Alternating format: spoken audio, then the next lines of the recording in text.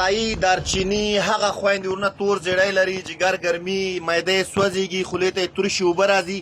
یا هغه ښځینه خویندې چې ماشوم یې په خېټه خوی بدیږي مثال کانګې کوي د هغه لپاره یو اسانه نسخه چې ریون خطایی دارچینی او نور پکې اجزا ملاویږي او هغه کسان چې لاسو پښو تلې سوځېږي معده یې ورسره سوزش کوي او یا مثانه په جګر کې ګرمي وي د هغه لپاره اسانه نسخه تخیم په خپل کور کې جوړه کړئ دوه برابره کې اول په دې کې ریون خطایی تاسو واخلئ 10 ګرامه دارچینی 60 ګرامه ثابت کرکمن 60 ګرامه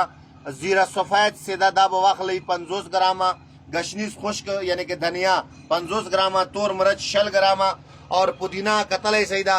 خشک پودینہ دا به واخلئ 50 گرامه دا مولټی یعنی کہ خوګولی پاوډر دی دا 50 گرامه نبات بورې ته وای دا به تاسو 200 گرامه واخلئ زنجبیل خشک 10 گرامه او بادیان سونف ته وای دا کتلې سی کاغم ورته وای دا به واخلئ 50 گرامه دا ټول اجزا به راواخلئ پاوډر به کې دی وړو په شانتي بیا به چان کوي دا به دې شکل کې پاوډر جوړوي نیمه کاچوغه سهار غرمه ماښام ډوډۍ نه 10 منټه پس خولې ته اچوئ یو ګلاس اوبه پسې څښئ